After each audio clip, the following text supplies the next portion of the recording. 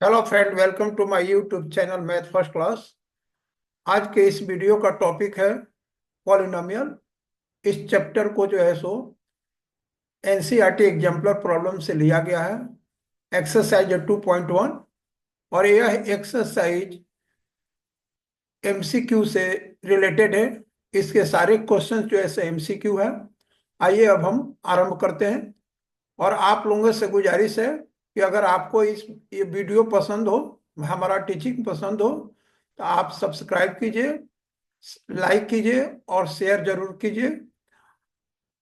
अब बिना विलंब किए अब हम आरंभ करते हैं। पहला क्वेश्चन है, if one of the zeros of the quadratic polynomial k minus one x square plus k x plus one is -3, then the value of k is.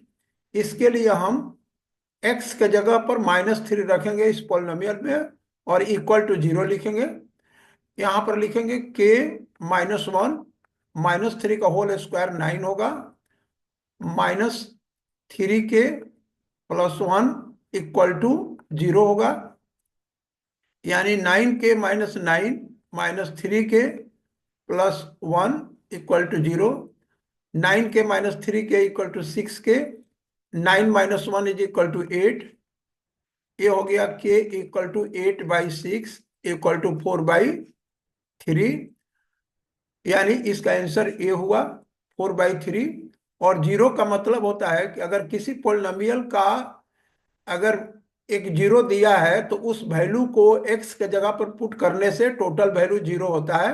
इसलिए उस नंबर को 0 कहा जाता है। If one of the zero, यानी एक 0 -3 है।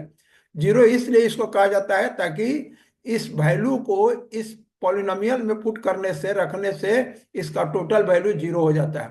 Question number 2 को समझें। यहां पर क्वाड्रेटिक एक पॉलिनोमियल दिया, फाइंड करना है जिसका जीरो -3 और 4 है।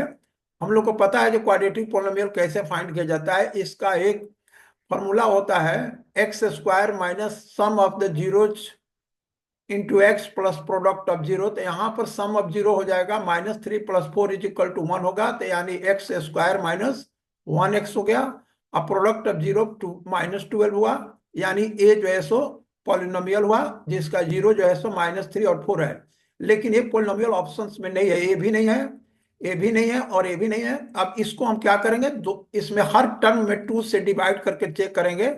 यानी x²/2 -x/2 -12/2 इक्वल टू 6। यानी ए जो है सो सी ऑप्शन है। इसलिए इस क्वेश्चन का आंसर सी हुआ।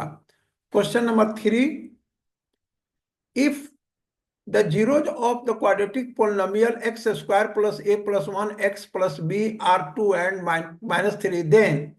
अब यहां पर हम लोग को a और b का वैल्यू फाइंड करना है। यहां पर एक्स स्क्वायर का कोफिशिएंट 1 है और x का कोफिशिएंट a + 1 है, कांस्टेंट टर्म b है।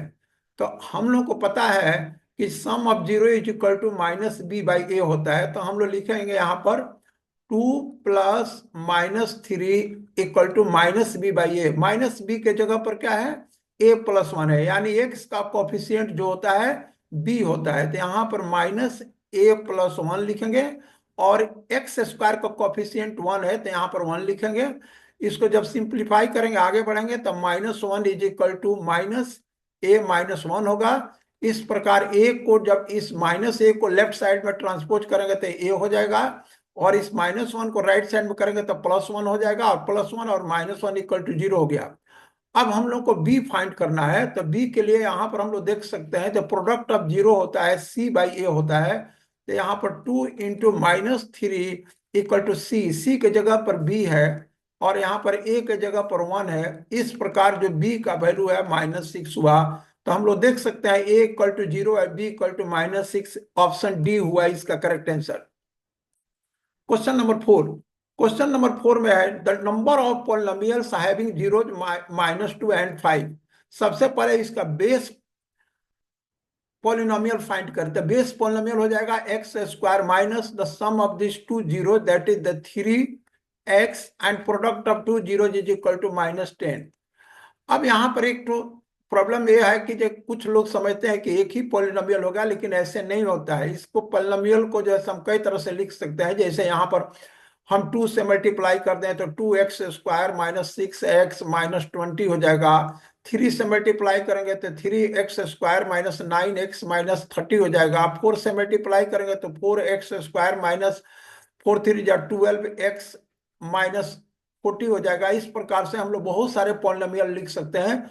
और ये भी जानकारी होना चाहिए कि ये सारे पॉलिनोमियल का जो जीरोज होगा -2 और 5 होगा। और ये सभी पॉलिनोमियल का जब हम लोग ग्राफ ड्रॉ करेंगे तो एक्स एक्सिस के -2 और 5 के पॉइंट से जो है सो क्रॉस करेगा, यानी इंटरसेक्ट करेगा। एक्स एक्सिस को -2 और 5 को इंटरसेक्ट करेगा, लेकिन ग्राफ्स अलग अलग होंगे। केवल ये इंटरसेक्ट करेंगे -2 एंड 5 पर। तो इस प्रकार हम कह सकते हैं कि the number of polynomial means is infinitely many हो जाएगा। मैंने बहुत सारे पॉलिनोमियल हो सकते हैं। तो यहाँ पर मोर देन 3 दिया हुआ है, तो ये ज्यादा जो है सो रिलेवेंट क्वेश्चन है, आंसर है। तो यहाँ पर इसको जैसे डी लिखेंगे। हालांकि अगर इनफाइनेटली मेनी पॉलिनोमियल्स देता है तो अभी हम लोग उसका आंसर लिख सकते हैं।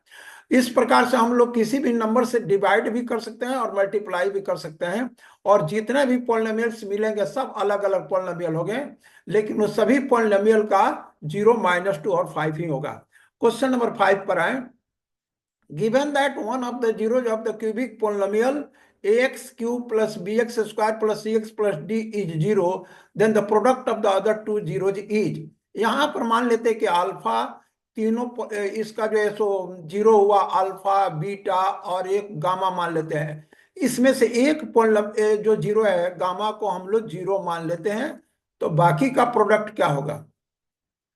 तो इसका जो होता है 3 ठो रिलेशन होता है जीरो में। एक होता है सम ऑफ जीरो, एक होता है alpha plus beta plus gamma होता है, एक होता है alpha beta plus beta gamma plus gamma alpha होता है, और तीसरा होता है अल्फा बीटा गामा होता है। तो हम लोग इस रिलेशन को लेकर के चलेंगे, और इस रिलेशन को लेकर चलेंगे तो हम लोग को अल्फा बीटा का जो है सब वैल्यू मिल जाएगा।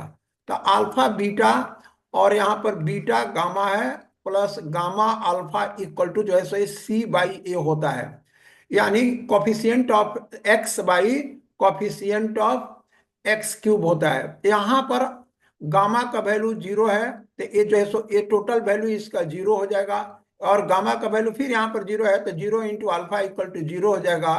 तो यहाँ पर अल्फा बीटा का वैल्यू जो है सो C/A हुआ। तो हम लोग ये कहेंगे जो alpha beta is equal to C/A, that is the product of the other two zeros is C/A। अब आइए हम देखें C/A दिया है कि नहीं। तो दिया है C/A, इसका करेक्ट आंसर हुआ। Question number 6। क्वेश्चन नंबर 6 में if one of the zeros of the cubic polynomial is -1, then the product of the other zeros is. यहां पर हम लोग क्या करेंगे कि मान लेते हैं कि गामा जो है सो इसका -1 है। तो हम लोग एक बार हम लोग लिखेंगे यहाँ पर अल्फा प्लस बीटा -1, गामा के जगह पर ए हो जाएगा -A होगा, क्योंकि ए होता है coefficient of minus negative of coefficient of x² by coefficient of x³, that is the यहाँ पर -B/A होता है। ये हो गया आपको alpha plus beta is equal to -A+1 हो गया। अब हम लोग एक दूसरा जो रिलेशन वो लिखेंगे यहाँ पर alpha beta plus beta gamma plus gamma alpha equal to a होता है C/A। तो C की जगह पर जैसे B है, यानी x का कॉफिशिएंट है और x³ का कॉफिशिएंट 1 है। यहाँ पर हम लोग देख सकते हैं गामा का वैल्यू -1 लिया है, तो यहाँ पर बीटा से -1 को मल्टीप्लाई करेंगे, अल्फा को -1 से मल्टीप्लाई करेंगे, तो ये हो जाएगा alpha beta minus beta minus alpha हो जाएगा इक्वल टू B हो गया। अब यहाँ पर हम लोग अल्फा बीटा माइनस कॉमन लेकर के alpha plus beta equal to B लिखते हैं। फिर यहाँ पर हम लोग अल्फा प्लस बीटा का जो वैल्यू है इसको रखेंगे यहाँ पर। ये हो जाएगा alpha beta minus within the bracket -A+1 equal to B हुआ। फिर अल्फा बीटा इक्वल टू, इसको जब हम लोग ट्रांसपोज करेंगे तो माइनस का प्लस हो जाएगा, यानी B -A+1 हुआ। तो हम लोग देखें कि product of the other two zeros क्या है, तो B -A+1 है कि नहीं। तो B -A+1 यानी ऑप्शन ए करेक्ट आंसर है। क्वेश्चन नंबर 7 की तरफ बढ़ते हैं हम। क्वेश्चन नंबर 7 है the zeros of quadratic polynomial are. यहां पर हम लोग देखें एक्स स्क्वायर का कॉफिशिएंट 1 है जो ए होता है, जीरो से बड़ा है। एक्स का कॉफिशिएंट 99 है, ए बी होता है, ए भी जीरो से बड़ा है। और कांस्टेंट टर्म जो सी है ए भी जीरो से बड़ा है। तो जब तीनों जीरो से बड़े होते हैं या तीनों जीरो से छोटे होते हैं तो उस केस में दोनों जीरो जो होता है वो निगेटिव होता है। या इसका करेक्ट आंसर निगेटिव हुआ। यानी a greater than zero, b greater than zero, c greater than zero, और a less than zero, b less than zero, c less than zero, in both the cases the both the zero will be negative. Question number 8, the zeros of quadratic polynomial x square plus k x plus k comma k is not equal to zero.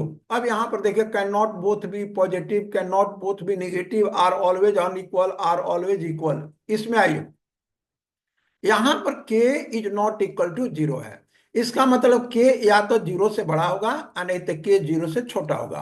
तो अगर k zero से बड़ा है यानी if k greater than zero, तो इस case में x square plus k x plus के, यहाँ पर यानी a यहाँ पर 1 है तो a ग्रेटर देन जीरो हुआ, फिर b ग्रेटर देन जीरो हुआ और c भी ग्रेटर देन जीरो हुआ।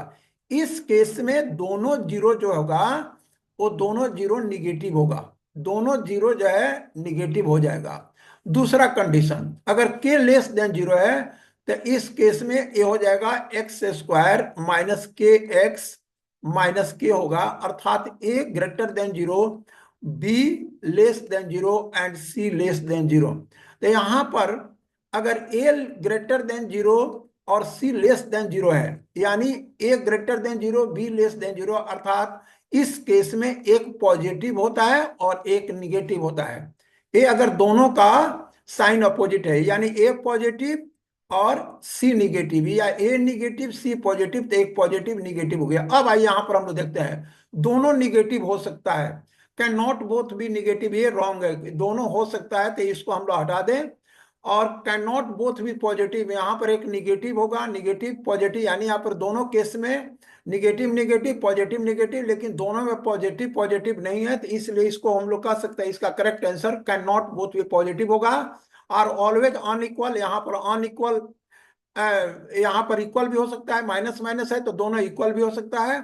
और ऑलवेज इक्वल यानी ए नहीं हो सकता है तो ये हो गया, यानी सी को जो है इससे जो है कैंसिल कर सकते हैं और डी को जैसे इससे कैंसिल कर सकते हैं। तो हमारा करेक्ट आंसर जैसे ये हुआ can not both be positive. 9 number question, if the zeros of the quadratic polynomial ax square plus bx plus c is not equal to are equal, then क्या होगा। इक्वल के कंडीशन में क्या होता है। अब आते हैं 9 नंबर क्वेश्चन के लिए। इक्वल कंडीशन में होता है a greater than zero, b greater than zero and C greater than zero. इस केस में दोनों इक्वल हो सकते हैं, दोनों इक्वल हो सकता है, इस केस में दोनों इक्वल हो सकते हैं, दोनों नेगेटिव होगा। और a greater than zero, b less than zero and C greater than zero, इसमें भी इक्वल हो सकता है। और दोनों क्या हो गए, ये दोनों निगेटिव निगेटिव हो गए और ये दोनों पॉजिटिव पॉजिटिव हो गए। तो इसमें हम लोग आकर देखें ए greater than zero, c greater than zero, यहां पर भी ए greater than zero, c greater than zero, यानी दोनों का साइन जो है सेम होगा। और इसके उल्टे में हम लोग एक चीज देख सकते हैं कि a less than zero, b less than zero and c less than zero, इस केस में भी इक्वल हो गया रूट्स, और ये दोनों जो है सो निगेटिव निगेटिव होंगे। हाँ, रूट्स आर इक्वल होगा, रूट सॉरी जीरो जार इक्वल हो जाएगा। यहाँ पर a less than zero, b greater than zero and c less than zero, यहां पर भी जीरो जो है सो इक्वल हो गए, लेकिन इस केस में दोनों जो है सो पॉजिटिव हो गए। तो यहां पर हम लोग देख सकते हैं यहां पर भी दोनों ए और सी का साइन सेम है, इस केस में भी ए और सी का साइन सेम है। तो हम लोग ये कह सकते हैं कि c and a have opposite sign, a wrong है हुआ। C and b have opposite sign, a भी रॉन्ग है। C and b same sign भी हो सकता है, पहला केस में यहाँ पर देख सकते हैं ए भी रॉन्ग है, लेकिन यहाँ पर c and a have the same sign, यानी हर कंडीशन में, इसमें भी देखिए positive positive positive positive, negative negative negative negative, हर केस में जो है सो हाँ इक्वल है। और c and b have the same sign, ये भी नहीं हो सकता है, तो इसलिए इस क्वेश्चन का करेक्ट आंसर सी होगा। क्वेश्चन नंबर डी में 10 में है। क्वेश्चन नंबर 10 में दिया है कि if one of the zeros of quadratic polynomial x square plus x plus B is negative of the other, then चलिए यहाँ पर 10 नंबर के लिए देखते हैं। मान लें कि let alpha and minus alpha be two zeros, यहाँ पर दो ठो जीरोज मान लेते हैं। तो यहाँ पर देखें तो alpha plus minus alpha is equal to क्या हो जाएगा, माइनस ए हो जाएगा, यानी माइनस ए बाई वन हो गया। तो यानी zero is equal to minus a, therefore a का वैल्यू जीरो हो गया। तो जैसे ही ए का वैल्यू जीरो होगा तो ये जो लीनियर लीनियर टर्म है वो नहीं होगा, यानी लीनियर टर्म जीरो हो गया। दूसरा देखिए, alpha into minus alpha equal to B by one, यानी बी हो गया। तो इसलिए बी का वैल्यू जो है सो माइनस अल्फा स्क्वायर हो गया, यानी निगेटिव हो गया। तो यहाँ पर लीनियर टर्म नहीं होगा और जो कांस्टेंट टर्म होगा वो निगेटिव होगा। तो यहाँ पर देख ले, हैज नो लीनियर टर्म, ये करेक्ट है, and constant term is negative, इसका मतलब कि इसका करेक्ट आंसर जो है सो ए है, और बाकी इसमें नहीं आएगा।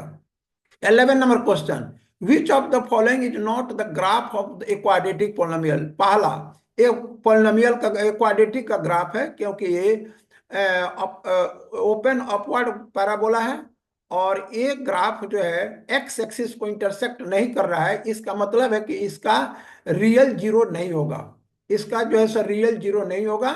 लेकिन एक ग्राफ जो है सो क्वाड्रेटिक का है। यहाँ पर जो है से ए भी ग्राफ क्वाड्रेटिक का है और ए एक्स एक्सिस को टच कर रहा है, इसका मतलब कि जो इसके दो जो जीरो होंगे दोनों इक्वल होंगे, और ये भी जो है सो क्वाड्रेटिक पोलिनोमियल का ग्राफ है। ये भी क्वाड्रेटिक पोलिनोमियल का ग्राफ है, इसका जो है सो डाउनवर्ड ओपन पैराबोला है। लेकिन इसमें जो है सो एक ग्राफ जो है ये तीन थ्री जगह जो है इंटरसेक्ट कर रहा है, इसका मतलब कि this is the graph of a cubic polynomial which is not a quadratic polynomial.